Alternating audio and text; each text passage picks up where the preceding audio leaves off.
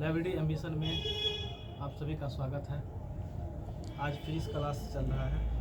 आज जो क्लास होगी इसमें तरंग एवं ध्वनि के बारे में बताया जाएगा। तो क्या कहते हैं, आइए सबसे पहले तरंग के बारे में जानते हैं। तरंग क्या है? तरंग वह विक्षोभ डिस्टर्बेंस है जिसके माध्यम से ऊर्जा एक स्थान से दूसरे स्थान तक संचरण करता है। इसको क्या कहते हैं? तरंग कहते हैं। तरंग क्या है? वह विक्षोभ है जिसके माध्यम से ऊर्जा एक स्थान से दूसरे स्थान क्या करती है? संचरण करती है। उसको क्या कहते हैं? तरंग कहते हैं। उसी कहते हैं वेव। किसी माध्यम में विक्षोभ के आगे बढ़ने की प्रक्रिया को तरंग कहते हैं। तरंग दो प्रकार की होती है। कितने प्रकार की? दो प्रकार की। एक होती है यांत्रिक तरंगे एवं दूसरा होती है विद्युत चुंबकीय तरंगे। उसी कहते हैं इलेक्ट्रोमैग्नेटिक वेव्स। आप देखिए, यांत्रिक या प्रत्यास्थ तरंगे, मैकेनिकल या इलास्टिक वेव्स। यांत्रिक तरंगे क्या होती है? वे तरंगे जिन्हें संचित होने के लिए किसी भौतिक या पदार्थिक माध्यम ठोस, द्रव, गैस की आवश्यकता होती है। यांत्रिक तरंगे का यांत्रिक तरंगे जो है ना, ठोस, द्रव, गैस तीनों माध्यम में संचरण कर सकती है। समझे? यांत्रिक तरंगे में इसको कहते हैं मैकेनिकल या इलास्टिक वेव्स कहते हैं। यांत्रिक तरंगे कहलाती है किसी माध्यम में प्रत्यास्था यानी इलास्टिसिटी, उसे कहते हैं लोचता, एवं जड़त्व, इनर्शिया का गुण तरंगों के संचरण के लिए आवश्यक होता है। यांत्रिक तरंगे दो प्रकार की होती है। एक होता है अनुप्रस्थ तरंगे जिसको कहते हैं ट्रांसवर्स वेव्स, और दूसरा होती है अनुदैर्ध्य तरंगे जिसको कहते हैं लॉन्गिट्यूडिनल वेव्स। तो क्या कहते हैं, आप बता दें यांत्रिक तरंगे कितने प्रकार? दो प्रकार की होती है। एक होती है कौन सी? अनुप्रस्थ तरंगे जिसको कहते हैं ट्रांसवर्स वेव्स, और दूसरा होती है क्या? हाँ, और दूसरा होती है अनुदैर्ध्य तरंगे जिसको कहते हैं लॉन्गिट्यूडिनल वेव्स। अनुप्रस्थ तरंगे में क्या होती है? इसमें देखिए, ऐसी तरंगे जिसमें तरंग की गति की दिशा माध्यम के कणों के कंपन करने की दिशा की अभिलंबवत होती है। अभिलंबवत होता है जो 90 डिग्री का कोण, समझे? हाँ, देखिए अनुप्रस्थ तरंग क्या होगी? ट्रांसवर्स वेव्स, टीपी से याद रखिए। टी फॉर ट्रांसवर्स वेव्स हुआ, पी फॉर कौन सी? परपेंडिकुलर यानी लंबवत। ट्रांसवर्स वेव जो है वो कैसा होगा? लंबवत पर 90 डिग्री यानी लंबवत होगा।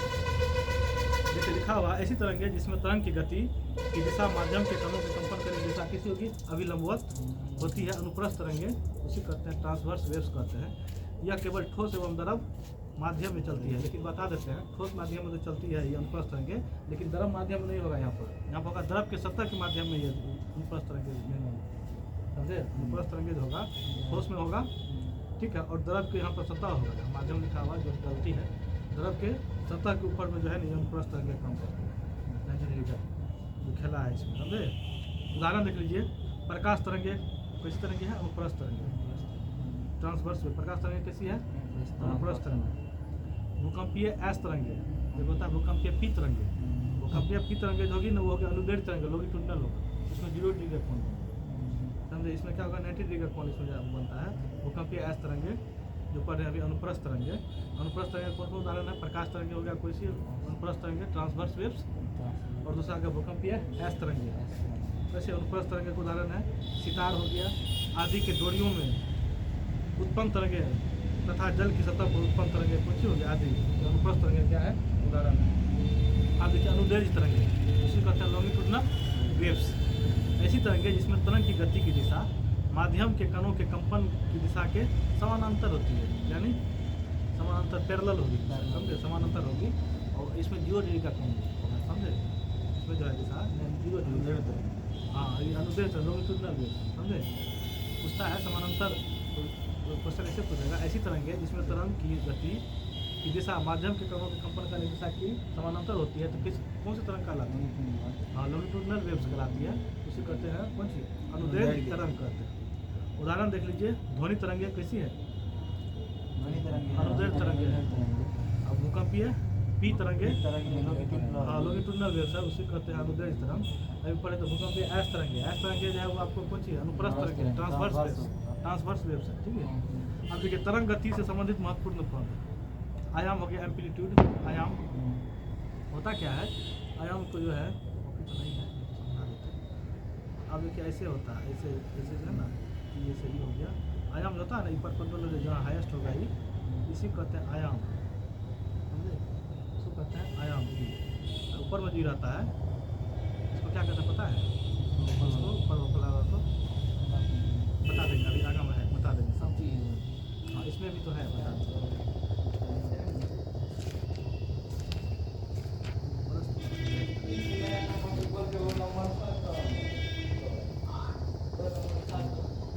देखिए जैसे होता क्या है, जैसे आप ऐसे तरंग ऐसे होता है, ठीक है, ऐसे आता है, होता क्या है, ये जो वाला बीच वाला देख रहे हैं जो सबसे अधिक अति करता है, इसी को कहते हैं आपको कौन सी एम्पलीट्यूड आयाम कहते हैं, ये वाला जो सबसे ज़्यादा समझे।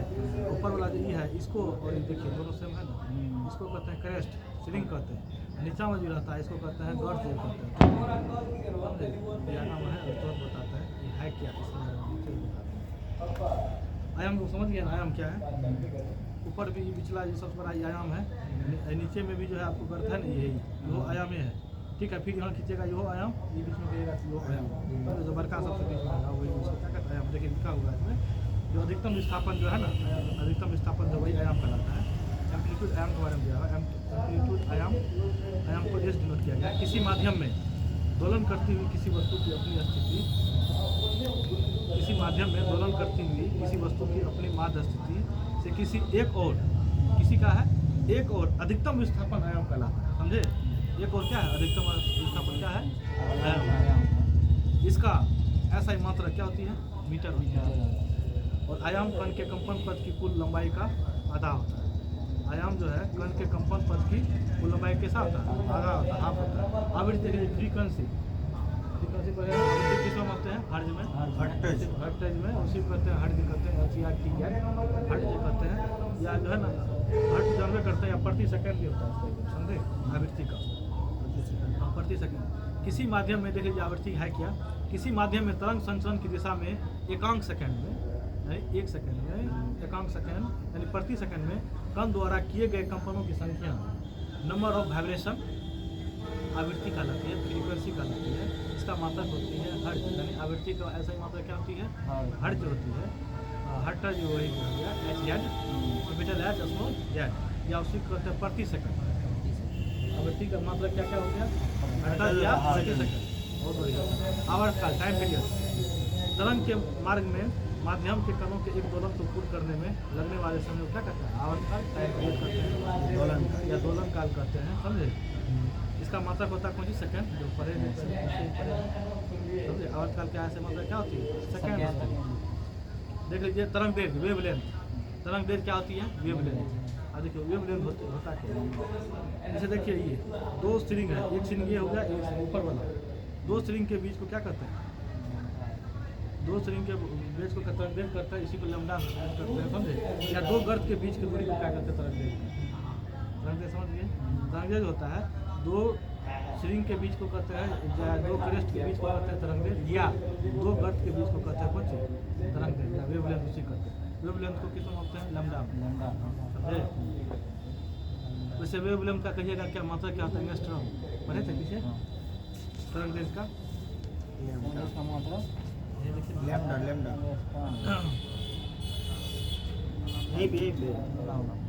तरंग दैर्घ्य देखिए मात्रा क्या होता है, एंगस्ट्रॉम, तरंग दैर्घ्य का एंगस्ट्रॉम होता है। लैम्डा भी है, लैम्डा तो मापते हैं, और ठीक करते हैं, दोनों डिनोट करते हैं, अच्छा। समझे। देख लीजिए माध्यम तरंग दैर्घ्य क्या है, किसी माध्यम के किसी कण के द्वारा एक पूरा करने में, यानी एक पूरा करने में, पूरा कंपन करने में जितना दूरी तय करती जाती है वह तरंग दैर्घ्य कहलाती है। इसे लैम्डा से प्रदर्शित करते हैं, लैम्डा से प्रदर्शित करते हैं। माध्यम के किसी कण के द्वारा एक पूरा कंपन करने में जितना दूरी तय की जाती है वह तरंग दैर्घ्य कहलाती है। इसको भी आसान में समझ होता है, दो लगातार श्रृंग या दो लगातार गर्त के बीच की दूरी को क्या कहते हैं, तरंग दैर्घ्य बोले तो, समझे। अब देखिए ध्वनि तरंग देखते हैं, साउंड वेव्स, ध्वनि तरंग बोले थे, ध्वनि तरंग किस तरंग है, नहीं ध्वनि तरंग कैसी है, लॉन्गिट्यूडनल, फर्स्ट हो गया ट्रांसवर्स। ट्रांसवर्स जैसे रहेगा परपेंडिकुलर, टी से बोले थे, टीपी को जैसे याद है वैसे टीपी से ट्रांसवर्स रहेगा, वो कैसा होगा, परपेंडिकुलर लंबवत होगा, समझे। अनुदैर्घ्य में तो समय का समानांतर होगा, समझे। कंपन का एक दिशा कैसी होगी, समानांतर होगी, समझे। ध्वनि भी जो है समानांतर ही करती है, समझे, ध्वनि कैसी समानांतर कंपन करती है। देख लीजिए आगे, ध्वनि तरंगे पड़ेंगे, साउंड वेव्स।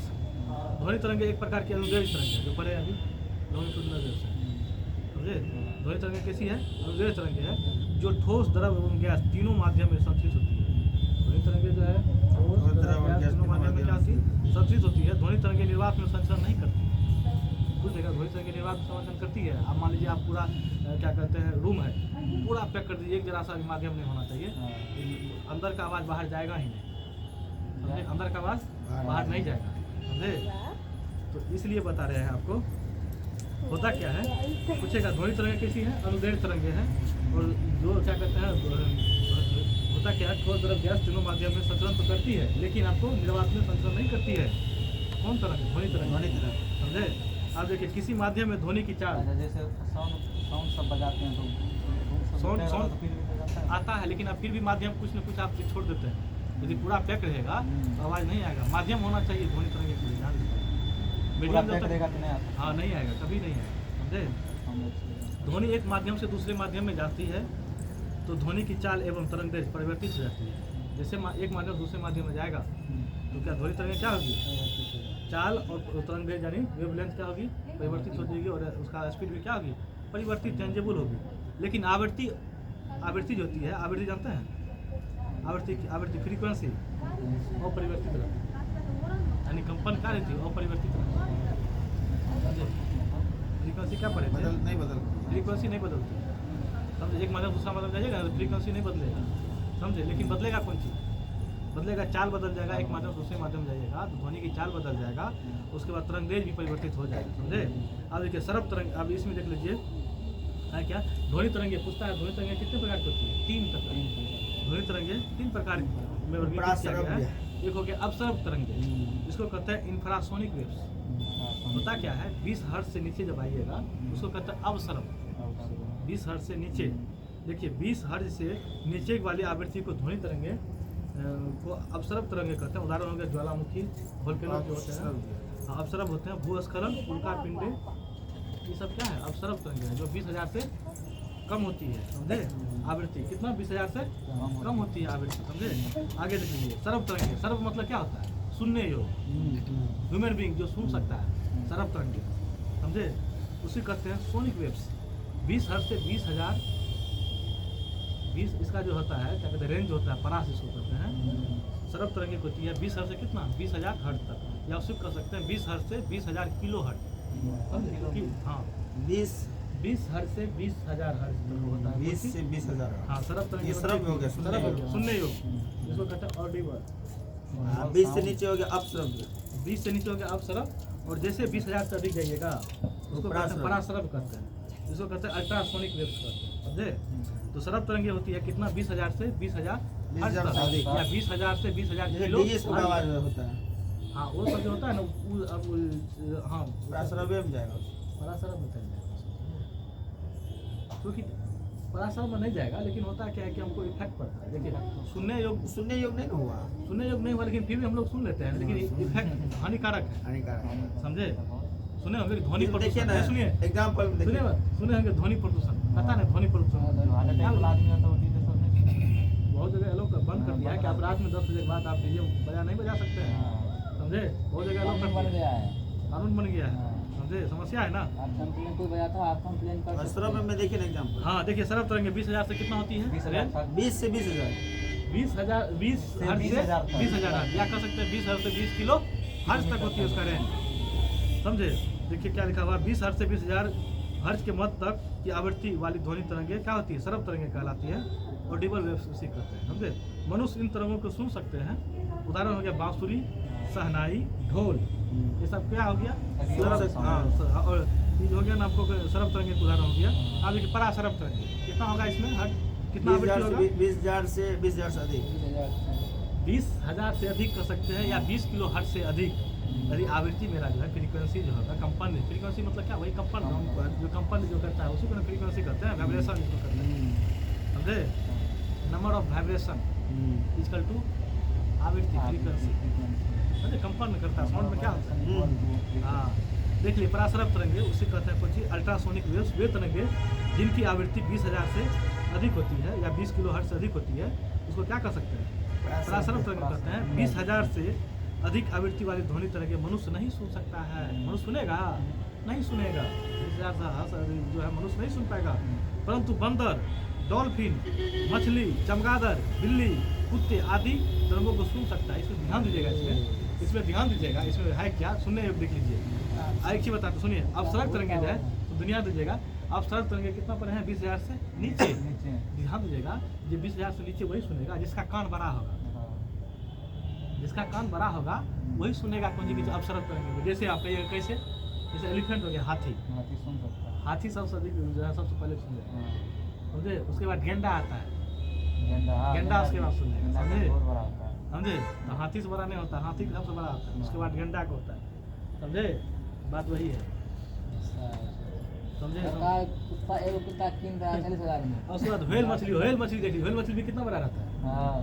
वो कौन सी सुनेगा वो, अब सड़क तरंग को सुनेगा, समझे। अब सड़क तरंग उसे क्या बोले थे, परा नहीं, अब सड़क की बात हो रही है 20,000 से नीचा बोला। आप देखिए 20,000 हर्ष से अधिक जो परासरब का बात बोल रहे हैं आप, जिसका कान सबसे छोटा वो जल्दी सुनेगा, समझे सर। अच्छा समझिए बात को क्या करना चाह रहे हैं। हम समझते हैं कान छोटा रहेगा, वो जल्दी सुनेगा। जैसे ऑप्शन देखिए नहीं,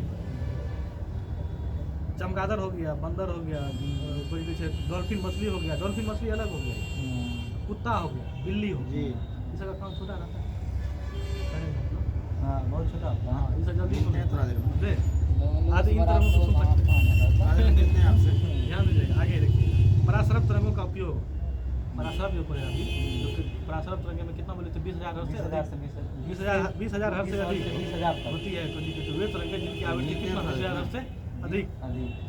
उदाहरण देख लीजिए इसका, परासरब तरंग उपयोग कहाँ होता है, सोनार प्रणाली, सोनार जानते हैं, साउंड नेविगेशन एंड ट्रैकिंग जो बोले थे नीचे में यूज किया जाता है सोनार, समुद्री में, समुद्री अथी में यूज किया जाता है, सोनार नहीं बताइए। साउंड नेविगेशन एंड ट्रैकिंग जो क्या कहते हैं नापे करता है, पनडुब्बी सब जो अथी रहता है उसको जो है जहाज ताज को अंदर में चिंता। सोनार रडार सब नहीं पढ़े थे, सोनार रडार पढ़े तो उस दिन, ठीक है। ध्यान दीजिए। देखिए सोनार प्रणाली में क्या आता है, परासरब तरंगे का उपयोग क्या आता है, और समुद्र गहराई नापने में, पनडुब्बी का पता लगाने में भी किसका उपयोग किया जाता है, परासरब तरंग। उसमें जो है ना अधिक चाहिए, आवृत्ति अधिक चाहिए, संकेत भेजने में। और सोनोग्राफी एवं अल्ट्रासोनोग्राफी में क्या क्या आता है, किसका उपयोग करते हैं, परासरब तरंग। परासरब तरंग की आवृत्ति कितना होना चाहिए, 20,000 से अधिक होना चाहिए। इस आवाज को कौन सुन सकता है, कहाँ होता है, कौन सुन सकता है, चमगादड़, बिल्ली सर, चमगादड़ हो गया, बिल्ली हो गया, कुत्ता, अब बिल्ली हो, कुत्ता सब डॉल्फिन, बंदर, डॉल्फिन मछली है, लेकिन ये सब सुन लेगा। लेकिन हमारा व्हेल हमारा मछली नहीं- के सुने ना, व्हेल मछली जो होगा ना वो अब तरफ तक सुनेगा, बोले जिसका कान बड़ा रहेगा ना ये अब तरफ यानी 20 हर्ष से नीचा को सुनेगा। जैसे हो गया 20 से नीचा, 20 हर्ष से नीचा, 20 हर्ष से नीचा, 20,000 में तो श्रव्य हो गया ना। अब तरफ की बात बोल रहे हैं। 3 तो बोले हैं, तो सुनिए, एक अवसरब 20 हर्ष से नीचा, अवसरब 20 हर्ष से नीचा, इसको क्या बोले थे, इंफ्रासोनिक वेव्स, समझे। 20 हर्ष से 20 हर्ष से नीचा होना चाहिए आवृत्ति। जो हाथी हो गया, समझे, एग्जाम्पल जैसे हाथी हो गया, गेंडा हो गया, और कौन सी क्या बोले थे उसके बारे में, हाथी गेंडा बोले थे, हैं?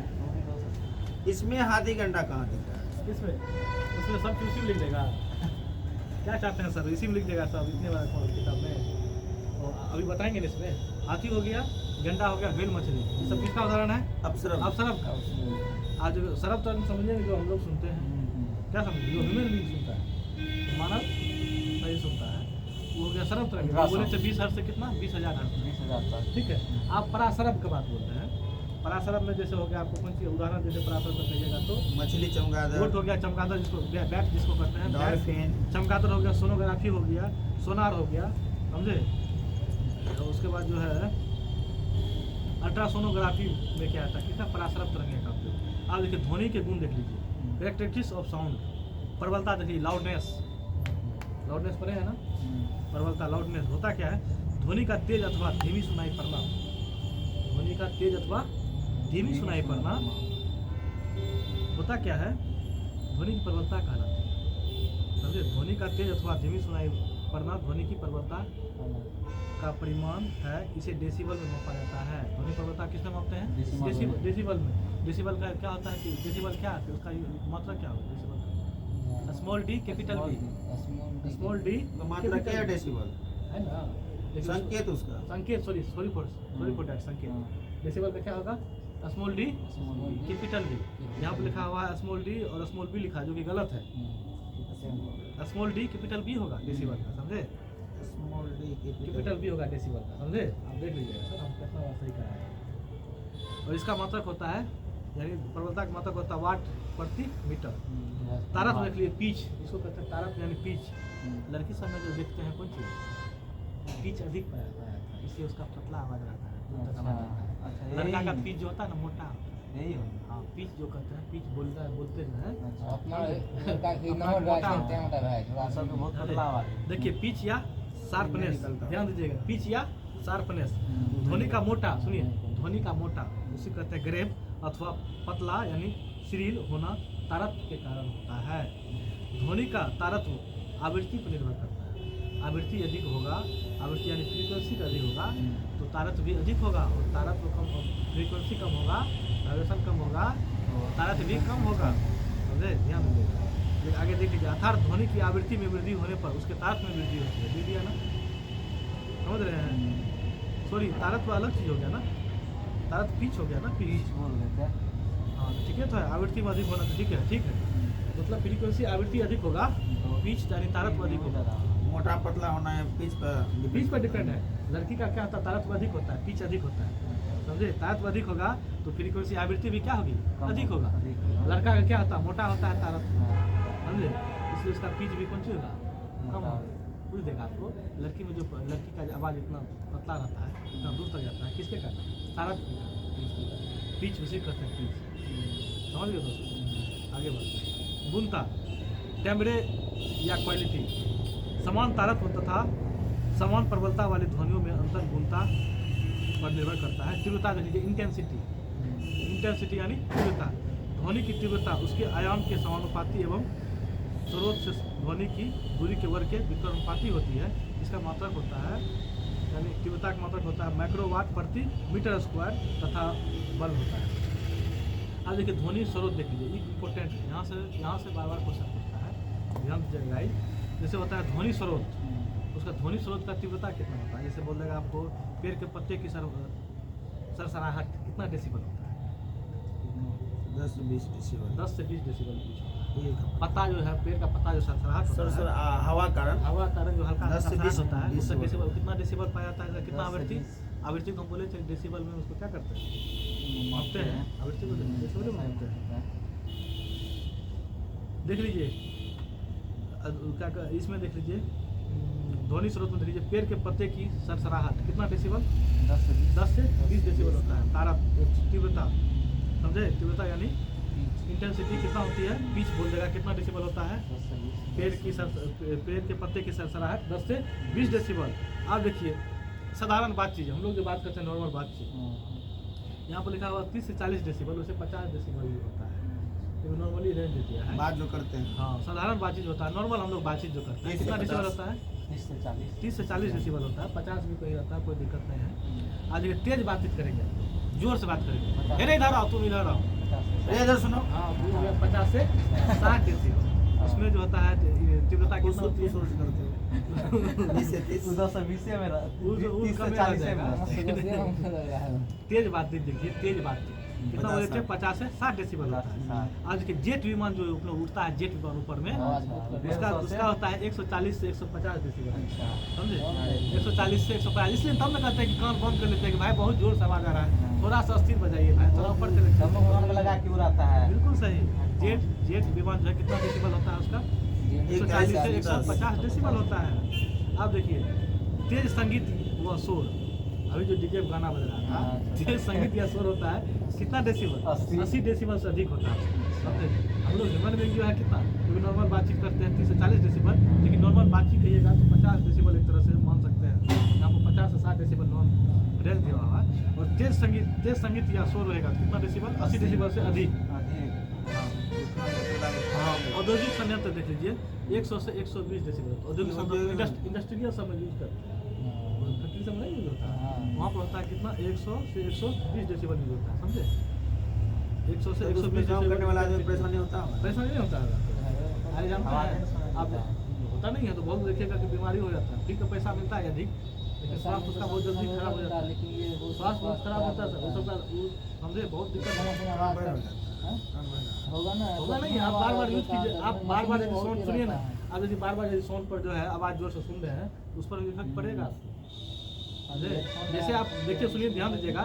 जैसे आप जैसे होता क्या है, जैसे हम लोग जो है बढ़ाते हैं किसको, इसको जैसे बढ़ाते हैं तो वहाँ पर लिखाता है वॉल्यूम इज हाई, लो किया जाए इसको। क्यों करता है?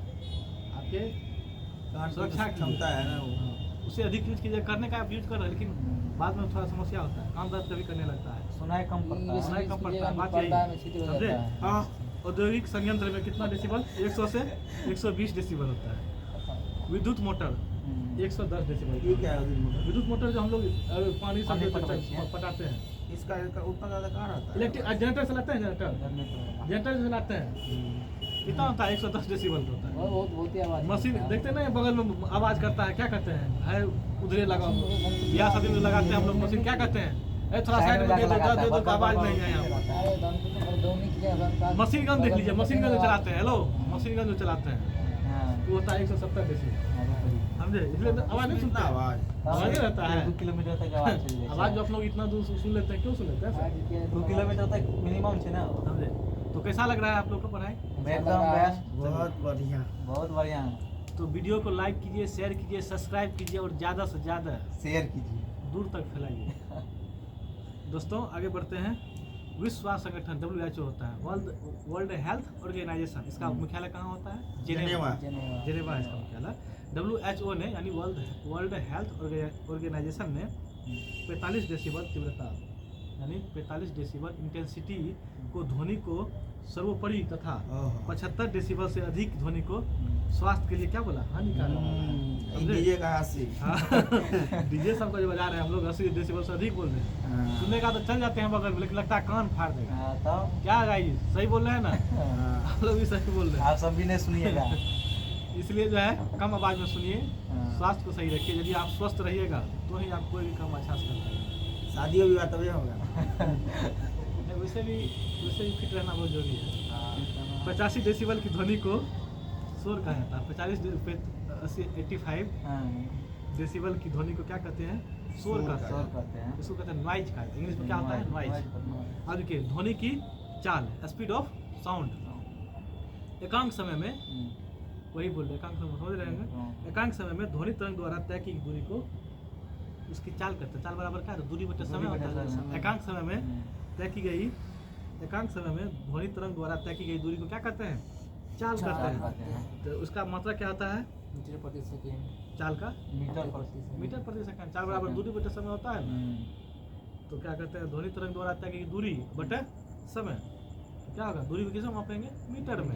तो समय को सेकंड में। इसलिए हो गया आपको, इसका मात्रा क्या हो गया? ध्वनि की चाल की मात्रा क्या हो गया? मीटर प्रति सेकंड। इसलिए देखे होंगे लिखा रहता है एल्युमिनियम के ध्वनि की चाल कितना होता है? 6420 मीटर प्रति सेकंड। 20 मीटर प्रति सेकंड। आगे देखिए, इसको बताएंगे। ध्वनि तरंगे ठोस, द्रव एवं गैस तीनों माध्यम में संचरण कर सकती है। ध्वनि तरंगे कहाँ कहाँ? अभी अपन लोग पढ़े भी थे। ध्वनि तरंगे कहाँ? ठोस, द्रव, गैस। निर्वात में करेगा?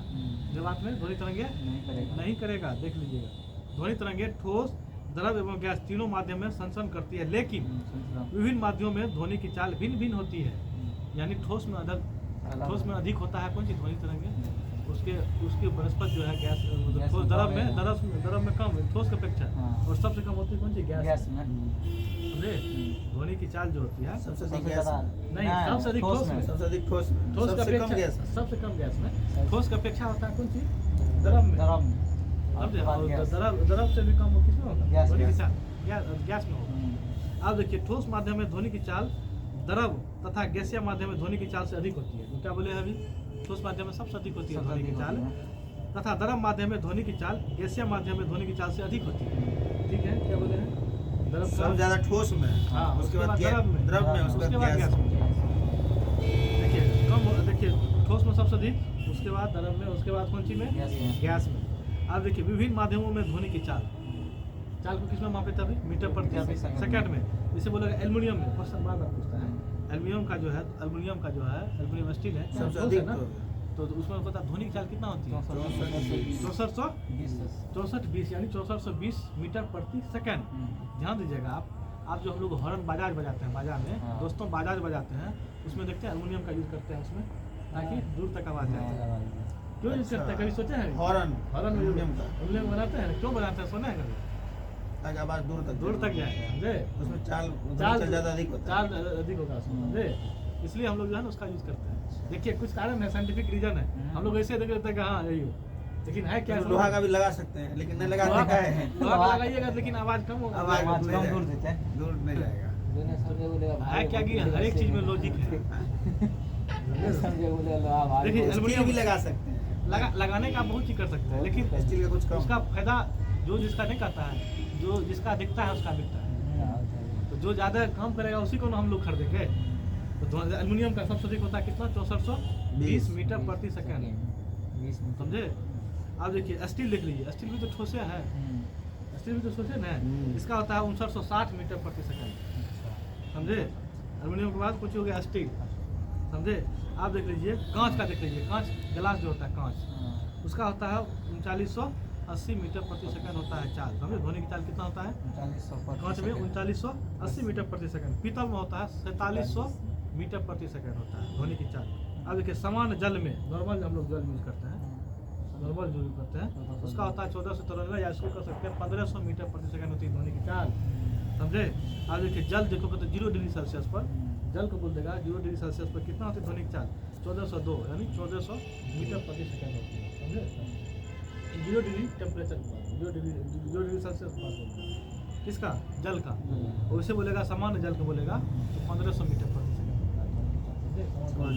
ये कौन सा जल है? कौन? ये जल 0 डिग्री सेल्सियस पर जल जो है 0 डिग्री पर जल करता है, क्या होता है 0 डिग्री सेल्सियस पर बर्फ बनना है।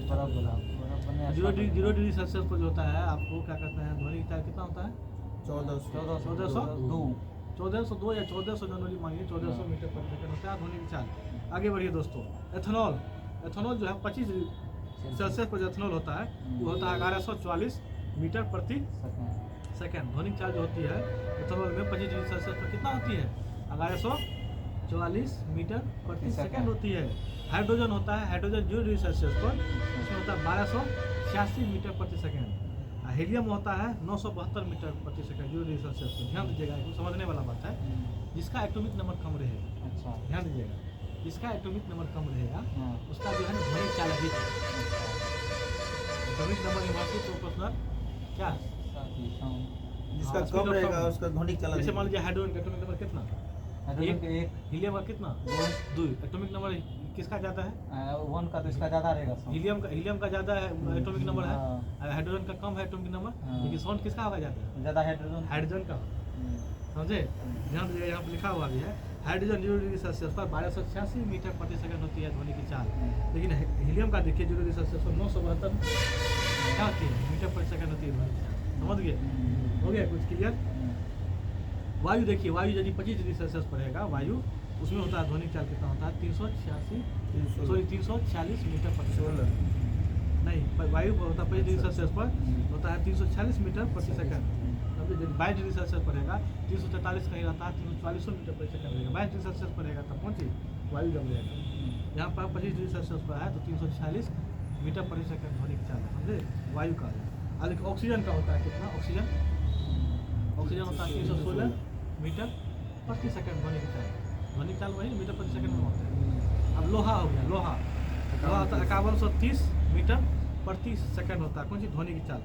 अब देखिए ध्वनि का परावर्तन देख रहे थे, परावर्तन क्या होगा? एक जगह से जाना टकराता जो है, टर्न आ जाता है। जैसे अभी डीजे बज रहा था, डीजे में क्या हो रहा था? बज रहा था यहाँ पर, लेकिन टकरा का आवाज़ कहाँ आ रहा था यहाँ पर। तो परावर्तन के लिए कितना दूरी होना चाहिए? मिनिमम 17 मीटर, 17 मीटर मिनिमम होना चाहिए परावर्तन के लिए। ध्यान रखिएगा, प्रकाश की भांति ध्वनि का परावर्तन देख लीजिए, रिफ्लेक्शन ऑफ साउंड। प्रकाश की भांति ध्वनि में भी परावर्तन का गुण पाया जाता है। प्रकाश की भांति कहाँ?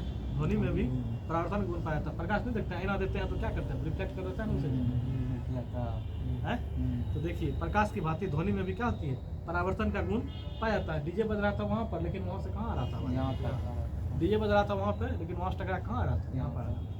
समझे? किसके कारण? ध्वनि के परावर्तन।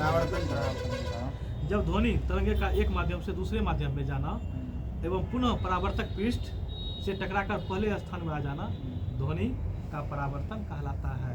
समझे सर? आगे बढ़िए। यदि ध्वनि तरंगे यदि ध्वनि की तरंग दैर्घ्य अधिक है तो इसका परावर्तन बड़े आकार के पृष्ठ से अधिक होता है। यदि ध्वनि की तरंग दैर्घ्य अधिक है तो इसका परावर्तन बड़े आकार का पृष्ठों से क्या होते हैं? अधिक होता है। चलिए आगे इसमें बताते हैं। जो पढ़े हैं उसको रिवीजन कर लेते हैं।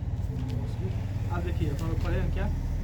तरंगे के बारे में पढ़े हैं पहले। तरंग होती है कितना जनित जान लीजिए, 2 प्रकार की होती है। एक होती है अयांत्रिक तरंगे, दूसरा होती है यांत्रिक तरंगे। अयांत्रिक तरंगे कहते हैं नॉन मैकेनिकल वेव्स कहते हैं, और दूसरा यांत्रिक तरंग कहते हैं मैकेनिकल वेव्स। इसमें थोड़ा डिटेल्स है, इसमें नैरो था किताब में, इसमें थोड़ा ब्रॉड है, समझने वाला है, बहुत अच्छा चीज़ है, देख लीजिए। तरंगे कितना प्रकार के? 2 प्रकार के। एक होगा अयांत्रिक तरंगे, दूसरा होगा कौन सी? यांत्रिक तरंगे। अयांत्रिक तरंगे देखिए होता क्या अयांत्रिक तरंगे? अयांत्रिक तरंगे निर्वात में भी चल सकती है। अयांत्रिक तरंगे कहाँ? निर्वात में भी चल सकती है, लेकिन यांत्रिक तरंगे हम लोग जाने थे ना, थोड़ा तरफ गैस में नहीं चल सकती है, समझे? यांत्रिक तरंगे निर्वात में नहीं चल सकता है। यांत्रिक तरंगे निर्वात में नहीं चलेगा, लेकिन अयांत्रिक तरंगे कहाँ? निर्वात में भी चल सकती है। देखिए इसका मतलब ये हुआ यदि निर्वात में भी चल सकती है तो ठोस तरफ गैस में चलेगी ही चलेगी अयांत्रिक तरंगे, समझे? आज देखिए अयांत्रिक तरंगे चलने के लिए माध्यम होना ही चाहिए, यह जरूरी नहीं है। मीडियम होना ही चाहिए, यह जरूरी नहीं है, क्योंकि जानते हैं अयांत्रिक तरंगे जो है निर्वात में भी क्या होती है? चल सकती है। आप देखिए कैन ट्रेवल यानी non mechanical waves can travel solid, liquid, gas, vacuum. देखिए ठोस, द्रव, गैस, निर्वात सभी जगह क्या होती है?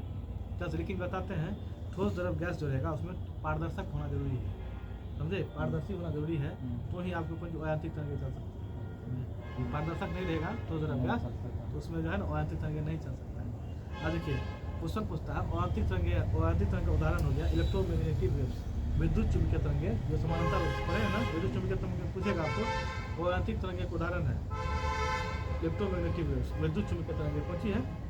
यांत्रिक तरंगे। आज देखिए यांत्रिक तरंगे के बारे में देख लीजिए। यांत्रिक तरंगे निर्वात में नहीं चल सकती, हम लोग पढ़े थे ना। यांत्रिक तरंगे कहाँ? सॉलिड लिक्विड गैस में ही सिर्फ चलेगा, लेकिन अयांत्रिक तरंगे कहाँ? सभी जगह चल सकता है, निर्वात में भी चल सकता है। और अयांत्रिक तरंगे के लिए माध्यम होना जरूरी नहीं है, लेकिन यांत्रिक तरंगे के लिए क्या? माध्यम डिपेंडेंट है, यानी माध्यम होना जरूरी है, तो ही आपको क्या कहते हैं? चल सकती है। देख लीजिए यांत्रिक तरंगों के चलने के लिए एक माध्यम की आवश्यकता होती है। जैसे हो गया एग्जाम्पल में कुछ ध्वनि कौन सी कैसा तरंग है? यांत्रिक तरंग। आप देखिए यांत्रिक तरंगे कितना प्रकार के? 2 प्रकार की होती है यांत्रिक तरंगे। एक होता है ट्रांसवर्स वेव्स, जिसको बोले थे अनुप्रस्थ तरंग, दूसरा बोले थे लॉन्गिट्यूडिनल वेव्स, जिसको क्या बोले थे? लॉन्गिट्यूडिनल वेव्स, अनुदैर्घ्य तरंगे, समझे? ये हो गया अनुदैर्घ्य तरंगे, ये हो गया अनुप्रस्थ तरंगे। लेकिन ये देखिए इलेक्ट्रोमैग्नेटिक वेव, विद्युत चुंबकीय तरंगे हैं, किसका उदाहरण? अयांत्रिक तरंग। आप देखिए मैकेनिकल वेव्स यांत्रिक तरंगे कितना प्रकार? 2 प्रकार की होती है।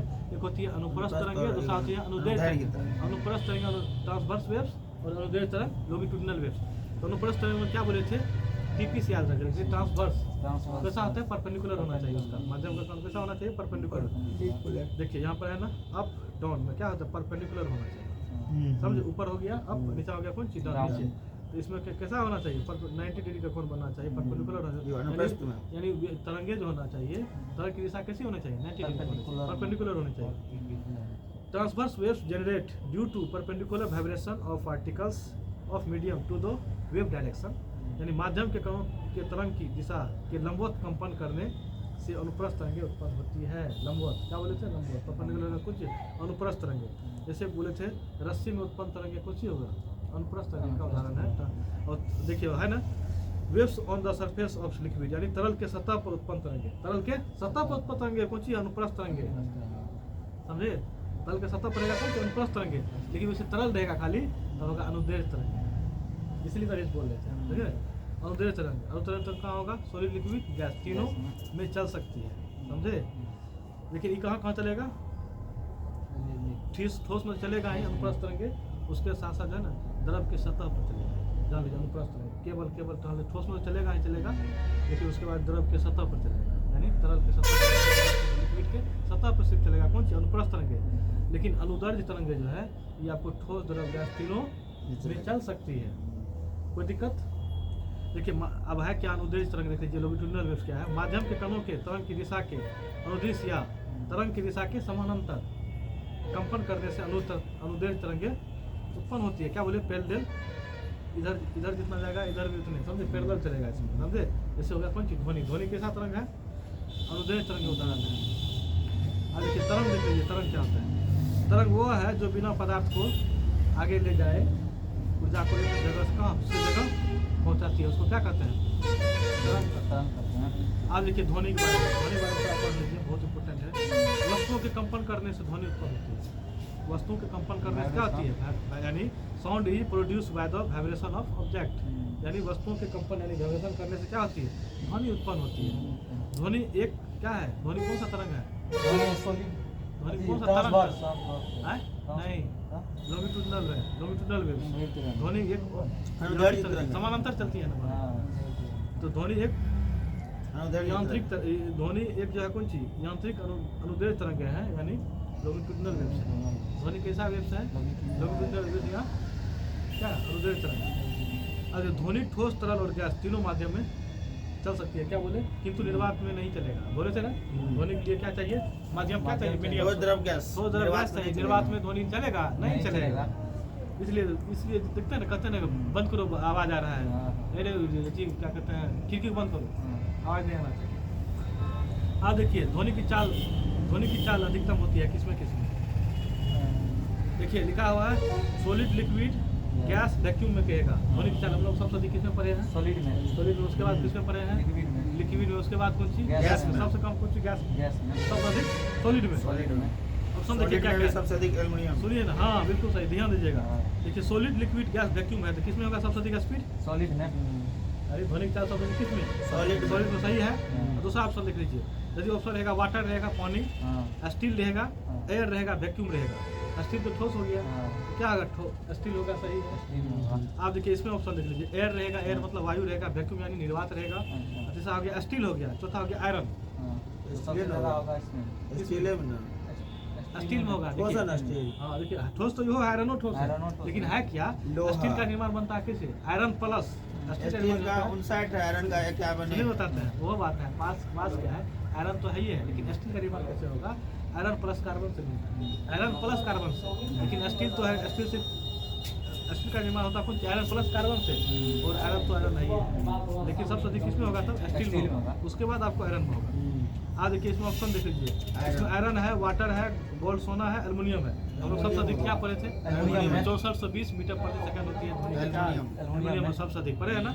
आज देखिए यहाँ देख लीजिए एल्युमिनियम है, ऑप्शन देख लीजिए, एल्युमिनियम है, कौन सी है, लोहा है, और कौन सी है, गोल्ड, कौन सी है, गोल्ड, सोना है। इसमें पता है घनत्व सबसे अधिक कम, सब घनत्व देखिए क्या होता है, एल्युमिनियम का घनत्व सबसे कम होता है, लेकिन एक चीज ध्यान दीजिएगा, इसमें एटॉमिक नंबर किसका कम है, एल्युमिनियम, आयरन और सोना, एल्युमिनियम का सबसे कम है, जिसमें क्या सबसे ज्यादा होगा, ध्वनि क्या सबसे अधिक होगी, समझे, लेकिन क्या घनत्व कम होगा, डेंसिटी कम होगा, किसका, एल्युमिनियम का घनत्व कम होगा। लेकिन देखिए आपके बाद घनत्व सबसे अधिक किसमें होगा, सोना में होगा, इसका सबसे अधिक समझे, लेकिन इसका ध्वनि चाल घट जाएगा, किसके अपेक्षा, एल्युमिनियम का अपेक्षा, समझे। एटॉमिक नंबर जिसका सबसे कम, इसमें ध्वनि चाल अधिक, लेकिन क्या डेंसिटी क्या होगा, डेंसिटी कम हो जाएगा, कम होगा। तो घनत्व इन्वर्सली प्रोपोर्शनल होता है कौन सी का, ध्वनि की चाल का, यानी डेंसिटी घनत्व जो है इन्वर्सली प्रोपोर्शनल होता है कौन सी, ध्वनि की चाल का, यानी डेंसिटी घनत्व कम होगा तो ध्वनि की चाल अधिक होगा, समझे। ध्यान रखिए आगे, ध्वनि की चाल पर कठोरता का प्रभाव, ध्वनि की चाल पर किसका, कठोरता का प्रभाव, stiffness effect on speed of sound. देखिए कठोरता अधिक होगा तो ध्वनि की चाल बढ़ेगा, बोले हैं कि कठोरता अधिक होता है, तो कठोरता अधिक होगा तो ध्वनि की चाल क्या होगा, अधिक होगा। आज देखिए ध्वनि की चाल पर घनत्व का प्रभाव, क्या बोले थे, यदि ध्वनि की चाल अधिक होगा तो घनत्व कम होगा, इन्वर्सली प्रोपोर्शनल बोले हैं ना, क्या सर, घनत्व देखिए, घनत्व को बढ़ाएंगे तो ध्वनि की चाल घटेगा, और क्या कहते हैं घनत्व को कम करेंगे ध्वनि की चाल बढ़ेगा, इन्वर्सली प्रोपोर्शनल होता है ना, बोले ना, कोई दिक्कत। आप देखिए ट्रांसवर्स वेव, अनुप्रस्थ तरंग, अनुप्रस्थ तरंग है ना, ट्रांसवर्स वेव से टीपी से याद बोले थे, ट्रांसवर्स वेव कैसा ध्वनि चाल कैसा होना चाहिए, यानी मतलब कहीं पीछे तरंग, यानी वेव डायरेक्शन, यानी तरंग की दिशा कैसी होना चाहिए, लंबवत होना चाहिए, 90 डिग्री कोण बनेगा। टीपी से बोले थे ना ट्रांसवर्स वेव्स, देख लीजिए आप इसी में बोल रहे थे हम आपको, किसके बारे में, लैम्डा यानी तरंग दैर्घ्य के बारे में बोल रहे थे। ये सबसे ऊपर देखिए बिंदा, इधर से करते हैं सबसे ऊपर नीचा सबसे लो है ये, इधर भी फिर ऊपर जाते हैं ऊपर फिर नीचे आता है, ध्वनि ऐसे में आगमन करता है, समझे। इसका वेव जो है वेव ऐसे गमन करता है जिग-जैग तरह से।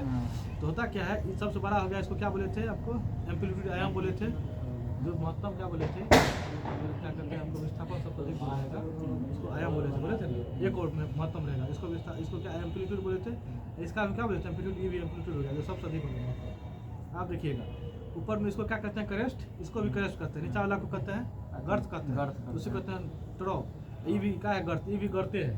तो होता क्या है, यदि दो क्रेस्ट को मिलाइएगा ना, दो क्रेस्ट के बीच की दूरी को कहते हैं तरंग, या दो गर्त के बीच की दूरी कहते हैं, उसी कहते हैं लैम्डा से लैम्डा से रिपीट करते हैं।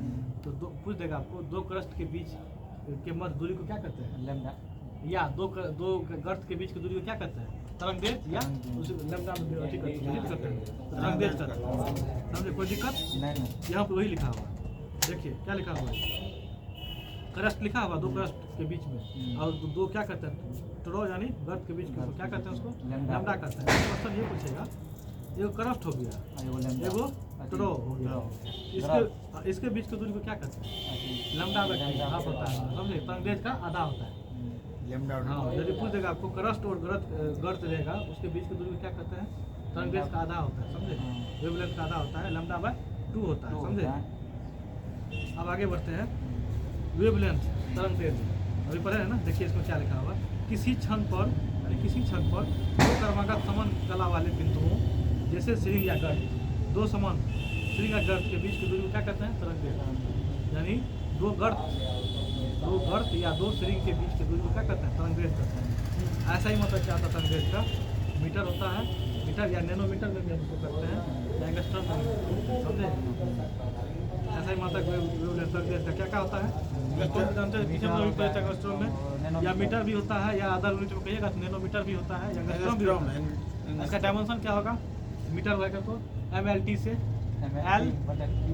MLT होता है ना डायमेंशन में, M को किसको किलोग्राम में M को करते हैं ना, और उसके बाद दूरी के लिए कौन सी L है, जैसे मीटर टाइम के लिए सेकंड है तो MLT से, इसमें जो है मीटर है तो क्या होगा, सिर्फ L होगा, या उसको कर सकते हैं दोनों पोस्ट के बीच में कर सकते हैं M0 L T0, या उसको सिर्फ लिख सकते हैं L, दोनों पोस्ट बंद कर उसको डायमेंशन हो गया कौन सी का, तरंगदैर्घ्य का।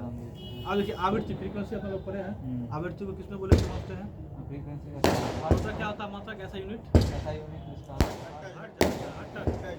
HERTZ, क्या है, माध्यम के कणों के द्वारा एक सेकंड पूर्ण होने वाले दोलनों की संख्या आवृत्ति कहलाती है। दोस्तों बगल में अभी बाराती जा रहा है, इसलिए आवाज़ हो रहा है, तो थोड़ा सा डिस्टर्बेंस के लिए क्षमा प्रार्थी हैं। चलिए आगे देख लीजिए, आवृत्ति के बारे में क्या है, माध्यम के कणों के द्वारा प्रत्येक सेकंड पूर्ण होने वाले दोलनों की संख्या आवृत्ति कहलाती है। और फ्रीक्वेंसी वाला बोले थे, फ्रीक्वेंसी प्रत्येक क्या बोलता है, प्रत्येक सेकंड में पूर्ण होने वाले के लिए, तो आवृत्ति बराबर होता है 1/t। आवृत्ति का ऐसा ही मतलब क्या होती है, हर्ज होती है, ठीक है, और एक हर्ज बराबर 1/प्रति सेकंड होता है, 1/सेकंड। डायमेंशन होती है कौन सी, 1/t है, तो t इनवर्स हो गया ना, t - 1, डायमेंसन क्या होगा, t - 1 हो जाएगा। अब ये टाइम पीरियड आवर्त काल किसमें मापे थे, मात्रा क्या होता है टाइम पीरियड का, सेकंड बोले थे। देखिए माध्यम के कणों द्वारा एक दोलन पूर्ण करने में लगने वाले समय को क्या कहते हैं, तरंग का आवर्त काल कहते हैं। t बराबर 1/f, आप समझते हैं ना, फ्रीक्वेंसी आवृत्ति, t बराबर 1/f है, f बराबर हम 1/t नहीं लिख सकते। अब ये तरंग की चाल दोस्तों अभी थोड़ा डिस्टर्ब हो रहा है, फरक्का फुट रहा है, उसके लिए सॉरी फॉर दैट गाइज। तरंग की चाल देख लीजिए, चाल बराबर क्या बोले थे, चाल बराबर दूरी बटा समय, इसको मापे में कौन सी में, दूरी को डिस्टेंस है, देखिए लैम्डा को भी तरंगदैर्घ्य को भी मीटर में, लैम्डा को भी मीटर में मापे थे ना, लैम्डा को भी मीटर में मापे थे ना, डिस्टेंस रहेगा दूरी तो लैम्डा, टाइम को सेकंड में, तो चाल बराबर जो है ना λ/t भी लिख सकते हैं, समझे। या देखिए 1/t को हम क्या लिखे थे, 1/t को f भी लिखे थे ना, फ्रीक्वेंसी आवृत्ति, तो क्या करते हैं, चाल बराबर होता है कौन सी, चाल बराबर आवृत्ति गुना कौन सी लिख सकते हैं, वेवलेंथ भी लिख सकते हैं। आप देखिए क्वेश्चन पूछता है, तरंग की चाल बराबर होती है आवृत्ति गुना तरंगदैर्घ्य, तरंग की चाल बराबर कौन सी होती है, आवृत्ति गुना तरंगदैर्घ्य। ध्यान दीजिएगा, यदि तरंग की चाल को बढ़ाएंगे होता क्या है, आवृत्ति भी बढ़ेगा और तरंगदैर्घ्य भी बढ़ेगा, लेकिन ध्यान दीजिएगा आवृत्ति का इन्वर्सिटी प्रोपोर्शन होता है कौन तरंग दैर्घ्य, यानी आवृत्ति बढ़ाएंगे तरंग दैर्घ्य घटेगा और तरंग दैर्घ्य को बढ़ाएंगे तो आवृत्ति आवृत्ति घटेगा। घटेगा। ध्यान दीजिएगा। एक तरंग के लिए आवर्तकाल से विभाजित तरंग दैर्घ्य डैश के बराबर होती है, तरंग वेव के बराबर होती है। देख लीजिएगा, आगे देखिए तरंग के आयाम पढ़े थे, एम्पलीट्यूड के बारे में पढ़े थे, जो महत्तम विस्थापन होता है एक और उसे क्या कहता है आयाम। देखिए ई भी है ना आयाम, ये भी महत्तम कुछ आयाम ये जो कहते हैं एम्पलीट्यूड। ध्यान दीजिएगा, माध्यम के कणों का उनकी माध्य अवस्था में, याद माध्य यानी कौन सी बीच की अवस्था, माध्यम के कणों को का उनकी माध्य अवस्था से अधिकतम विस्थापन आयाम कहलाता है। विस्थापन के बारे में क्या बोले थे, विस्थापन विस्थापन विस्थापन क्या होता है जानते हैं, विस्थापन में विस्थापन में क्या अंतर है। देखिए विस्थापन और दूरी में अंतर पूछेंगे आपसे। जैसे मान लीजिए हमको यहाँ से जाना है, आपको यहाँ से जाना, मान लीजिए उस कोण पे जाना है, देखिए जैसे एक बोतल है यहाँ तक वहाँ हमको यहाँ से जाना है, ठीक है वहाँ पे, लेकिन रास्ता हमको इस होके, दूरी जो हम मापेंगे इस होके जाएंगे तो वहाँ जाएंगे, तो दूरी पूछेगा। जैसे मान लीजिए 3 मीटर का हो गया, 4 मीटर का हो गया, तो दूरी हो गया कितना, टोटल पूरेगा दूरी कितना, 3 + 4 कितना 7 मीटर। लेकिन आपको विस्थापन कहेगा, विस्थापन तो विस्थापन होगा, विस्थापन जो शॉर्ट दो यानी प्रारंभिक बिंदु और अंतिम बिंदु को सबसे लंबी दूरी को जो शॉर्टेस्ट डिस्टेंस होगा इसी के लिए विस्थापन। दूरी हो गया कौन चीज 7 हो गया, लेकिन विस्थापन में कौन सी हो गया 3 4 5 हो गया, 5 की होगा कर्ण बराबर लंबा स्क्वायर प्लस आधार स्क्वायर आप निकाल दीजिएगा कौन चीज 5, विस्थापन कौन सी हो गया वही, समझे। दो बिंदु का कौन चीज शॉर्टेस्ट डिस्टेंस यानी प्रारंभिक अवस्था और अंतिम अवस्था के बीच को शॉर्टेस्ट डिस्टेंस को क्या कहेंगे, विस्थापन कहेंगे। विस्थापन को किसमें मीटर में मापते थे। विस्थापन सदिश राशि का दिशा राशि, विस्थापन सदिश राशि, सदिश बोले दिशा और परिमाण दोनों पाया जाता है सदिश राशि में, समझे। इसमें क्या है, दिशा और परिमाण दोनों है सदिश राशि। दूरी कौन सी है, सदिश है, दूरी अदिश राशि, दूरी अदिश राशि है। चाल भी कौन सी अदिश राशि, चाल बराबर दूरी बटे समय, चाल दूरी समय कौन सी अदिश राशि, और घनत्व बराबर द्रव्यमान बटे आयतन, घनत्व द्रव्यमान आयतन भी कौन सी है अदिश राशि है। वेग हो गया, विस्थापन हो गया, त्वरण हो गया, बल हो गया, भार हो गया, और सब कौन सी है सदिश राशि। देख लीजिए आगे तरंग का आयाम देख लीजिए, माध्यम के कणों का उनकी माध्य अवस्था से अधिकतम विस्थापन क्या करती है आयाम, आयाम को ए से डिनोट करते हैं। तो आयाम समझ गए सर, वही क्या चलता है आयाम हो गया, माध्य में जो कौन सी है अधिकतम विस्थापन जो होगा उसे क्या करना आयाम कहेंगे। अब ऑप्शन है, क्वेश्चन है, दिया गया चित्र एक लंबी डोरी के उस भाग को दर्शाता है जिसमें तरंगे यानी वेव्स उत्पन्न होती है, तो बिंदुओं का कौन सा युग्म एक ही चरण में होता है। जैसे मान लीजिए इसके बराबर इसके बराबर इसके, कैसे होगा, जैसे ऑप्शन दिया हुआ A and E, option E दे दिया, ठीक है, और कौन सही है, क्या कहता है बिंदुओं का कौन सा युग्म एक ही चरण में है।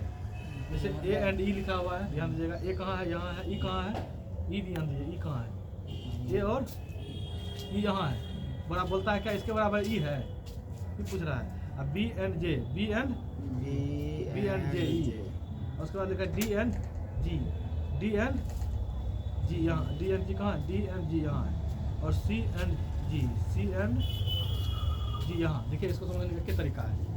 क्वेश्चन क्या हुआ, दिया गया चित्र एक लंबी डोरी के उस भाग को दर्शाता है जिसमें तरंग उत्पन्न होती है, बिंदुओं का कौन सा युग्म एक ही चरण में होता है। ध्यान दीजिएगा होता क्या है, जैसे आप ऐसे करते हैं, ऐसे किए, पूछेगा इसके बराबर कौन होगा, ई होगा बराबर इसके बराबर, ई होगा इसके बराबर, की ई होगा इसके बराबर, समझे ये है, बता देते हैं। थोड़ा सा वेट कीजिए, और स्टूडेंट है उसको बता देते हैं। नजरों को बदलो नज़ारे बदल जाएंगे दोस्तों, अपनों को चाहो सितारे बदल जाएंगे, ज़रूरत नहीं होती है कश्ती बदलने की, दिशाओं को बदलो किनारे बदल जाएंगे। ध्यान दीजिएगा, किनारा बदलना है, दिशा को बदलना है, किनारा अपने आप बदल जाएगा। ध्यान दीजिएगा, क्वेश्चन दिया हुआ है, दिया गया चित्र एक लंबी डोरी के उस भाग को दर्शाता है जिसमें तरंग उत्पन्न होती है, बिंदु का कौन सा युग्म यानी कौन सा पेयर जो है एक ही चरण में होता है। जैसे होता क्या, ध्यान दीजिएगा, इसके बराबर ई होगा, ना कि इसके बराबर ई होगा। ध्यान दीजिएगा, इसके ऐसे करते हैं, फिर ऐसे करते हैं, फिर ऐसे करेंगे, ई बराबर ई होगा, समझे, ई बराबर ई होगा। ध्यान दीजिएगा, ई रहेगा नहीं, एक छोड़ के ई होगा इसके बराबर, समझे। ध्यान दीजिएगा, ऐसे होगा, देख लीजिए, जैसे है ना बी जो है ना, बी बराबर कौन सी होगा, जे, बी है ना, बी ई बराबर जे होगा, ये सभी सेम फेज में होगा। देखिए ध्यान दीजिए, डी बराबर एल, देखिए डी बराबर ई एल, इधर वाला ना इस साइड, जैसे ये रहेगा ना इस साइड का इस साइड और इस साइड का उस साइड, तो डी बराबर एल, देखिए डी है ई, तो कहाँ होगा यहाँ एल।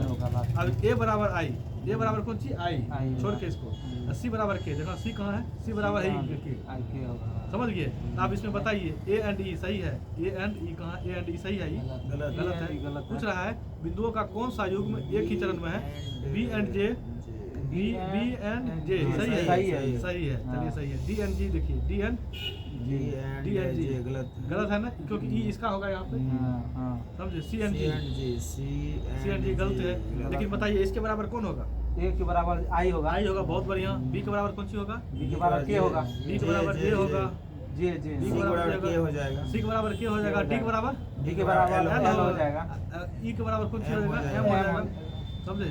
तो बात यही, ये सभी सेम फील्ड में है, समझ गए, कोई दिक्कत। आप देखिए इस क्वेश्चन दे देगा, मान लीजिए फिगर दे देगा, बोल देगा किसके बराबर कौन है, आप समझ आराम से कर सकते हैं, कोई दिक्कत। अब किस प्रकार की तरंगे में कंपन तरंगे की गति की दिशा के समानांतर होती है, पैरेलल होती है, जो सबसे पहले थे अनुप्रस्थ तरंग और अनुदैर्घ्य तरंगे। तो सब सुनिएगा, transverse waves, macro waves, longitudinal waves, superficial waves. समानांतर बोल रहा है, किसमें होगा, समांतर इसमें अनुदैर्घ्य में, लॉन्गिट्यूडिनल बिल्कुल वही होगा, लॉन्गिट्यूडिनल वेव्स। क्या बोले थे आपको, क्वेश्चन पूछा हुआ है, किस प्रकार की तरंगों में कंपन तरंग की गति की दिशा समानांतर समांतर अनुदैर्घ्य में, लॉन्गिट्यूडिनल वेव्स क्या बोले थे, समानांतर होती है। अनुप्रस्थ और लंबवत, अनुप्रस्थ बोले टीपी से बोले थे, याद कर लीजिएगा, लंबत वाला होगा, टीपी से बोले थे। ट्रांसवर्स रहेगा, इसको जी परपेंडिकुलर रहेगा, कौन सी यही सवाल पूछ देता तो नहीं समझ आपको दिक्कत, आपको दिक्कत नहीं होगा, नहीं तो समझ में आ जाएगा। फिर एक बार कर, एक बार पढ़ लीजिएगा, क्लियर दिया होगा। निम्नलिखित में से किस, इस सवाल देता है ना, नहीं समझ में आप देखिए ध्यान दीजिएगा, बहुत अच्छा है, आप खुद मारिएगा आंसर इसका। निम्नलिखित में से किस ध्वनि तरंगे की तरंग दैर्घ्य सबसे लंबी होती है, निम्नलिखित में से किस ध्वनि तरंगे की तरंग दैर्घ्य यानी वेवलेंथ सबसे लंबी होती है। सबसे लंबी किसकी होती है, 100 हर्ट्ज की आवृत्ति रहेगा, आपको बोले थे। निम्नलिखित में से किस ध्वनि तरंगे की तरंग दैर्घ्य सबसे लंबी होती है, आवृत्ति का बोले थे इनवर्सिव प्रोपोर्शन होता है, कौन सी, 100 हो जाएगा, 100 जिसका कम होगा उसका उसी ज्यादा का तरंग दैर्घ्य होगा। अधिक होगा। ध्वनि तरंगे की तरंग दैर्घ्य सबसे लंबी होगी, जिसका फ्रीक्वेंसी कम उसका वेवलेंथ कौन सी अधिक, वेव साउंड, जिसका आवृत्ति कम उसका तरंग दैर्घ्य कौन सी अधिक। अधिक होगा। इसमें लिखा है 100 हर्ट्ज की आवृत्ति, 200 हर्ट्ज की आवृत्ति, 300 हर्ट्ज की आवृत्ति, 400 हर्ट्ज की आवृत्ति, क्या होगा, 100 हर्ट्ज की आवृत्ति क्या होगा, अधिक होगा, समझे। आप देखिए जिसकी तरंग दैर्घ्य सबसे ज्यादा, वेवलेंथ जिसकी क्या कहते हैं ज्यादा, उसकी आवृत्ति यानी फ्रीक्वेंसी सबसे कम, यानी जिसकी आवृत्ति कम उसकी तरंग दैर्घ्य ज्यादा, उल्टा होता है, समझे। यानी फ्रीक्वेंसी इनवर्सिव प्रोपोर्शन होती होता है वेवलेंथ का, अब तरंग दैर्घ्य का। यानी हम क्या कहते हैं, आवृत्ति को बढ़ाएंगे तरंग दैर्घ्य घटेगा, और तरंग दैर्घ्य को घटाएंगे तो आवृत्ति बढ़ेगा। लेकिन यहाँ पर क्या किया है, तरंग दैर्घ्य को बढ़ा दिया है, तो इसमें आवृत्ति क्या होगा, कम होगा।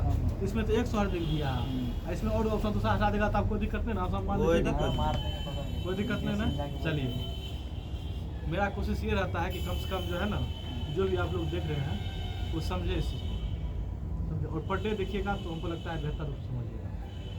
ये पार्ट 1 है ध्वनि और तरंग का, कल इसका पार्ट 2 भी होगा, समझे। अभी पार्ट 1 ये चल रहा है, पार्ट 2 पर, क्योंकि ध्वनि जो है, ध्वनि चैप्टर थोड़ा बड़ा, सॉरी ध्वनि कहते हैं, तरंग चैप्टर जो है बड़ा है, समझे। ध्वनि तरंग का जो है थोड़ा बड़ा है, समझे। हाँ, इसलिए जो है थोड़ा सा, इसलिए कल भी चलेगा, पार्ट 1 ये रहेगा और पार्ट भी कल अपलोड होगा। निम्नलिखित में से कौन सी ध्वनि तरंगों का गुण नहीं है, ध्यान दीजिएगा, निम्नलिखित में से कौन ध्वनि तरंगों का गुण नहीं है। आयाम है, आयाम पढ़े थे ध्वनि में, ऐसे ऐसे होता है, बीच वाला जो है, एक और जो मध्य में जो है, एक और जो महत्तम जो होता है विस्थापन होता है, उसी को तो आयाम बोले थे। तो पूछ रहा है ध्वनि तरंगों का गुण नहीं है, किसमें, आयाम में है, जानते हैं आयाम में है, नहीं पूछ रहा है, आयाम में तो है। देखिए समय अवधि और आवृत्ति पर निर्भर करता है, आवृत्ति में भी निर्भर करता है, चाल में भी कौन चीज निर्भर करता है, लेकिन घनत्व में करता है, नहीं करता है, समझे, समझ रहे हैं, कोई दिक्कत नहीं होगा। आप देखिए अनुदैर्घ्य तरंग, लॉन्गिट्यूडिनल वेव्स, लॉन्गिट्यूडिनल अनुदैर्घ्य तरंग किसका प्लेस है, ध्वनि कैसा आएगा, ध्वनि कैसा आएगा, लॉन्गिट्यूडिनल आती है, लॉन्गिट्यूडिनल वेव्स, अनुदैर्घ्य तरंग है। देखिए होता क्या है, ऐसे ऐसे ध्वनि चल रहा है, ऊपर में कंप्रेस किए, वहाँ भी कंप्रेस किए, यहाँ भी कंप्रेस किए, नीचा में क्या होता है, रेयर फैशन होता है, विरलन होता है, ये भी कहाँ नीचा में रेयर फैशन विरलन, ये भी होता है रेयर फैशन, उसी को कहते हैं विरलन, उसी को आर से डिनोट करते हैं। ध्यान दीजिएगा आगे में तरंग दैर्घ्य, अभी क्या पढ़े हैं, तरंग दैर्घ्य वेवलेंथ होता क्या है, दो क्रमागत संपीड़नों दो क्रमागत क्या, दो क्रमागत संपीड़नों या विदलनों के बीच, दो क्रमागत संपीड़न हो गया, दो क्रमागत कौन सी विदलन के बीच की दूरी को क्या कहते हैं, अंग्रेज कहते हैं जो परे हैं, या संपीड़न कहिए या उसी कहते बोले सिरिंग बोले थे, नीचे वाला गर्त बोले थे, एक ही चीज़ है समझे। दो क्रमागत संपीड़न या विदलन के बीच की, यानी दो क्रमागत कंप्रेशन या दो क्रमागत कौन सी रेरफेशन, उसी कहते हैं क्या कहते हैं विदलन के बीच की दूरी क्या कहते हैं, तरंगेज। तरंगेज को किसने बोले थे, उसको जो है तरंगेज को जो है मापते हैं कौन सी में, तो सूचित करते हैं ना लैम्डा से, मापते हैं कोई तरंगेज को मीटर में या आधा यूनिट बोले थे, नैनोमीटर में भी और नैनोमीटर में और एंगस्ट्रॉम में भी और नैनोमीटर में भी, ठीक है, और मीटर में तो भाई है। हाँ। आप देखिए इसमें वही लिखा हुआ, दो कंप्रेशन के बीच के मध्य दूरी को क्या कहते हैं, लैम्डा तरंगेज कहते हैं वेवलेंथ, और दो क्या हुआ रेरफेक्शन, यानी दो विदलन के बीच की दूरी क्या कहते हैं, लैम्डा कहते हैं, यानी तरंगेज कहते हैं, वेवलेंथ कहते हैं। कोई दिक्कत नहीं। अब देखिए संपीड़न देख लीजिए, एक उच्च दाब और एक उच्च घनत्व वाला क्षेत्र संपीड़न कहलाता है। एक उच्च दाब और एक उच्च घनत्व वाला क्षेत्र क्या कहलाता है, संपीड़न यानी कंप्रेशन। कंप्रेशन क्या कहता है, दबाते हैं ना। अब देखिए रेरफेक्शन विदलन क्या आता है, कम दाब और कम घनत्व वाला, उसमें क्या था अधिक प्रेशर और अधिक डेंसिटी था, तो उसको क्या बोले थे, कंप्रेशन, दबाते हैं जो। विदलन क्या है, कम दाब और कम घनत्व वाला क्षेत्र विदलन या रेरफेक्शन करता है, समझे, समझ गए, कोई दिक्कत। आप देखिए शून्य योग आवृत्ति की परास जो बोले थे आप, ऑडिबल फ्रीक्वेंसी रेंज, आप देखिए यहाँ समझ आइए, एक होता है सर्व परास ऑडिबल, एक होता है अपश्रव्य, एक होता है अपश्रव्य, उसी कहते हैं श्रव्य, इंफ्रासोनिक, इंफ्रा, आयोग होता है अल्ट्रा, अल्ट्रा, समझे। 20 देखिए, हर्ट्ज सुनिए। से कम। आप सबसे पहले देखिए, अपश्रव्य। ध्यान दीजिएगा यहाँ पर दोस्तों, यहाँ ध्यान दीजिएगा, सरब परास का बोल देगा कितना होता है सरब का, 20 से 20,000। देखिए होता क्या है, 20 हर्ट्ज से 20,000 हर्ट्ज या 20 किलो हर्ट्ज, देखिए यहाँ लिखा हुआ 20 हर्ट्ज से 20,000 हर्ट्ज या 20 किलो हर्ट्ज भी होता है, क्या चीज़ हो गया ना। 20,000 20 किलो। इसमें किसमें सरब तरंग के लिए जो ऑडिबल जो हम लोग सुन सकते हैं, अब सरब में हम लोग सुन सकते हैं, 20 हर्ट्ज से ध्यान नीचे। दीजिएगा। अब सरब में कौन सुनेगा, हाथी सुनेगा, और उसके बाद रैना सुनेगा, रैनो जिसको कहते हैं गेंडा, व्हेल बोले तो व्हेल मछली भी। 20 हर्ट्ज से आवाज कम रहता तो बिल्कुल बहुत कम आवाज, बहुत कम रहता है, समझे।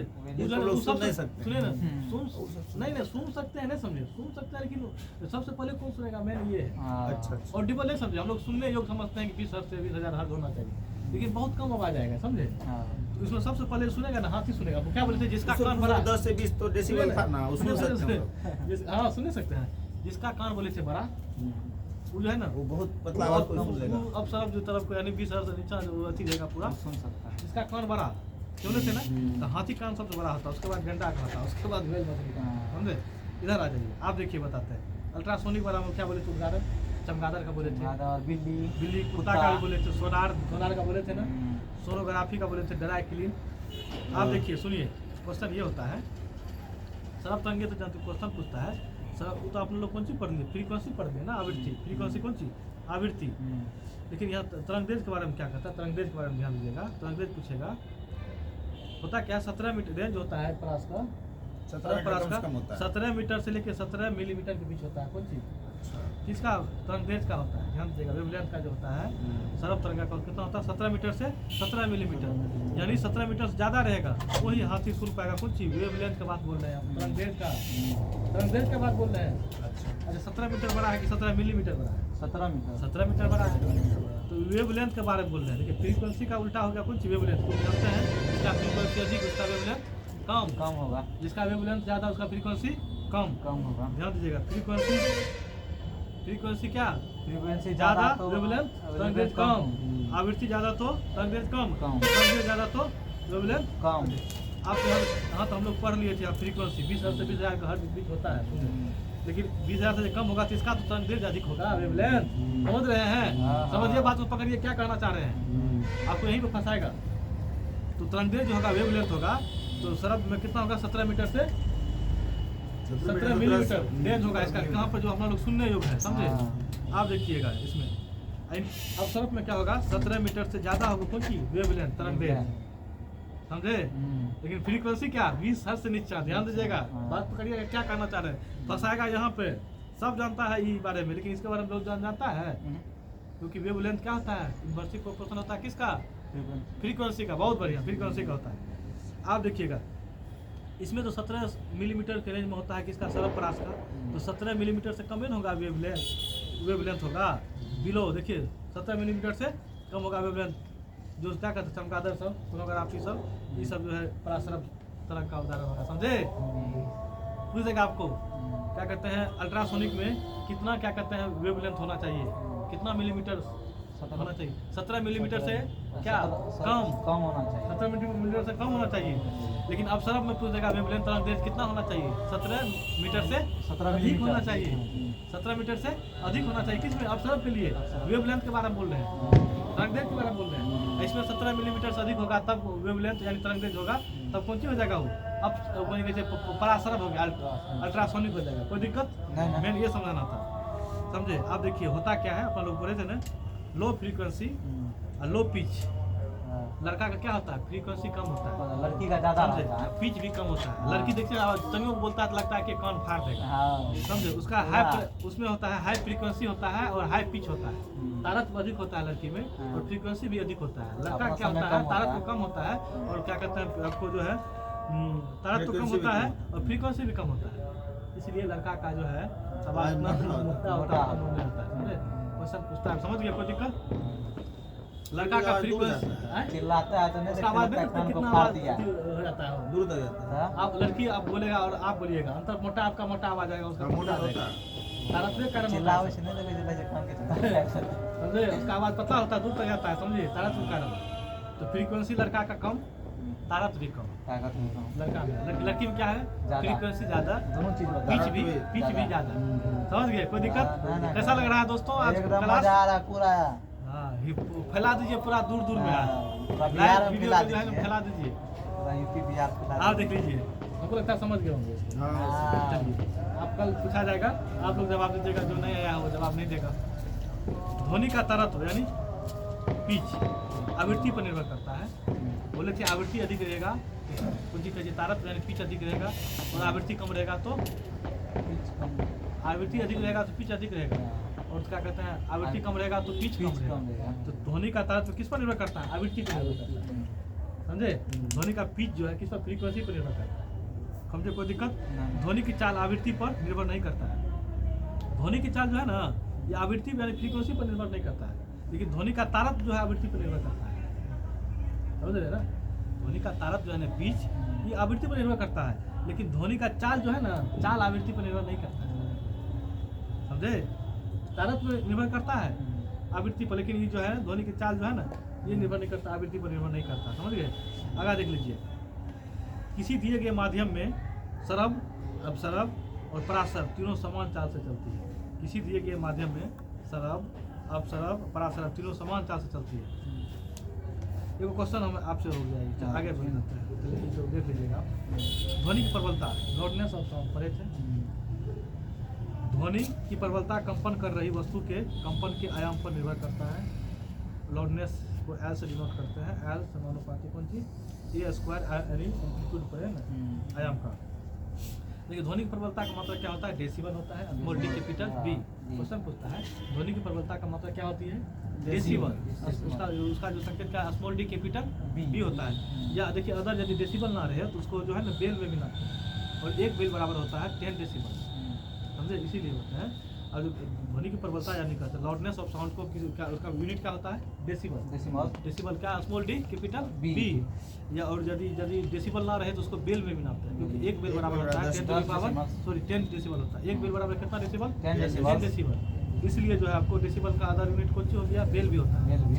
एक बेल बराबर कितना डेसिबल? 10 decibel, 10 decibel. देखिए समान बातचीत हम लोग क्या पढ़े हैं? 50 डेसिबल। नॉर्मल जो होता है, नॉर्मल कन्वर्जन जो होता है, समान बातचीत कितना? 50 डेसिबल। और देखिए मनुष्य कान न्यूनतम 0 डेसिबल तक का शोर सुन सकता है। 0 से लेके देखिए आप देखिए 20 हर्ट्ज से नीचा हम लोग बोले थे सरब में सुनने योग्य होता है। तो 20 हर्ट्ज से नीचा तो बहुत नीचे 0 हो सकता है, नीचे भी हो सकता है, जो हम लोग सुन नहीं सकते हैं। कंपनी में पढ़े थे ना एस तरह के और तीन तरह के पढ़े थे ना, इसलिए बोल रहे हैं, ध्यान दीजिएगा। तो मनुष्य का देखिए मनुष्य का न्यूनतम 0 डेसिबल तक का शोर सुन सकता है। 0 डेसिबल तक सुन सकता है मनुष्य का, लेकिन 0 डेसिबल से नीचे तो हो सकता है सर। ध्यान दीजिएगा। मनुष्य का कान अधिकतम 140 डेसिबल तक सुन सकता का है। शोर ये क्या दे झेल दिया? सकता है। उसमें तो दिया था सुनने हमने नहीं ना, सुन सवाल सकते हैं, नॉर्मल- लेकिन हानिकारक है। हानिकारक रहेगा सर। नॉर्मल बातचीत अपना 50 डेसिबल लगभग है, 50-60 डेसिबल ध्यान दिए। और 45 जैसा कौन सी WHO के अनुसार 45 डेसिबल राइट है, और 75 डेसिबल से अधिक रहेगा तो तो वो हानिकारक अस्सी। WHO के अनुसार बोला हम गया। तक आप सुन सकते, लेकिन उसमें आप सुनिएगा लगातार। तो जेट विमान क्या बोले थे 150 से 60 डेसिबल होता है, सुन लेकिन क्या सकते हैं ना, लेकिन सुनते भी लेकिन हैं। हानिकारक है ना सर, हानिकारक है कि नहीं है? मान लीजिए आप पूछ रहे हैं, आप फिर वही थे। हेयरिंग रेंज होता है, क्वेश्चन पूछेगा हेयरिंग रेंज हम्म, यानी कितना प्रास तक हम लोग सुन सकते हैं, तो 0 डेसिबल से 140 डेसिबल तक सुन सकते हैं, समझे? हेयरिंग रेंज बोलेगा, समझे? कितना 0 डेसिबल से 140 डेसिबल तक सुन सकते हैं। मनुष्य कान अधिकतम 140 डेसिबल तक का शोर झेल सकता है, झेल सके तो 140 डेसिबल वैसे तक, ज्यादा आ जाइएगा। वो से जब हो तो काने फट जाता, चंद्रे फट जाता, बुझलो? आदमी देखा सकता है। कोई दिक्कत सही कोई दिक्कत नहीं ना, समझ गए? नहीं, समझ फिर से गए। दोहरा दें। देखिए ऊपर दिए ध्वनिक प्रबलता का जो मात्रक होता है कौन सी decibel, decibel. Small D capital B, B. या उसको बेल बोले थे में बेल भी नापते बोलते हैं। थे। एक बेल बराबर कितना 10 डेसिबल? डेसिबल। 10 डेसिबल, बहुत बढ़िया। हम्म। और समान बातचीत होगा तो कितना डेसिबल? 50 डेसिबल। 50 डेसिबल लगभग होगा। हाँ। अब देखिए मनुष्य का कान यानी 0 मिनिमम डेसिबल से loudness 45 that can be decibel soon here, सकता है। हाँ। 0 डेसिबल सुन सकता है, हाँ। लेकिन मनुष्य कान अधिकतम 140 डेसिबल 0 से तक का 140 तक शोर सुन सकता झेल सकता है। झेल सकता है शोर। हाँ, हेयरिंग रेंज हो जाएगा किसका? मनुष्य का 0 डेसिबल से 140 डेसिबल, समझे? हाँ। Maximum tolerable loudness for human हाँ। 140 डेसिबल, Yes. समझे? तो दोस्तों आज यहीं तक है, पार्ट 1 है ये, क्या कहते हैं ध्वनि चैप्टर का जो था ये ध्वनि तरंगे का जो था, खास करके पार्ट 1 था। कल जो है इसके आगे कल भी पार्ट 2 इसमें देखा जाएगा। आप लोग जो है वीडियो को देखिए और दूर दूर तक फैलाइए। तरंग एवं ध्वनि अभी चैप्टर चल रहा था। दोस्तों कैसा लगा वीडियो? देखें, लाइक करें, सब्सक्राइब करें, शेयर करें और एमिशन यूट्यूब लाइब्रेरी में फैलाइए बढ़िया से। एमिशन लाइब्रेरी में सभी का स्वागत, धन्यवाद, नमस्कार। बंद कर दीजिए गाइज, आज यहीं तक है डिबेट। कुछ आप बोलना चाहेंगे? कल बोलेंगे सर। कुछ बोल दीजिए, like- कल के लिए रख देते हैं कुछ अब। लाइक सब्सक्राइब कुछ बोलना है तो अधिक से अधिक आप लोग लाइक सब्सक्राइब करें। कीजिए। शेयर करें, दूर तक फैलाएं। कुछ बोलना है आप भी कुछ बोलना हम तो बोले हैं कि जो यूपी बिहार तक फैलाइए पूरा जम के। चलिए, बहुत बहुत धन्यवाद सभी का, सभी का बहुत बहुत धन्यवाद, प्यार स्नेह देने के लिए। और जो नया है वो भी जो नहीं आया है उसके लिए भी बहुत बहुत उसके धन्यवाद। लिए वो भी वीडियो आप रिकॉर्ड हो घर पर चुका बैठे है, देख सकते हैं वीडियो। घर पे। चलिए दोस्तों आज यहीं तक है, वीडियो को समाप्त किया जाता है।